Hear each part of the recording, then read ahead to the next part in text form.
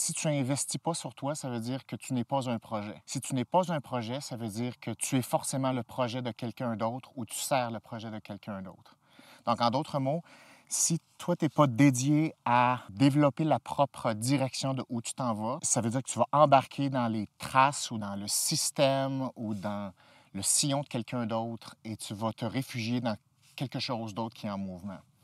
Donc, il n'y a pas 10 000 alternatives. C'est soit que toi, tu décides de prendre les rênes de ta propre vie et de travailler à avancer, ou tu vas t'intégrer au projet de quelqu'un d'autre. Et ça a des grosses répercussions parce que si tu dis, moi, je veux une vie qui me ressemble, puisque je suis unique et que j'ai eu une vie unique, j'ai une biologie, un ADN qui est unique, bien, ça veut dire que tu dois être dédié à faire apparaître cette unicité-là. Ça veut dire que c'est pleinement ta responsabilité.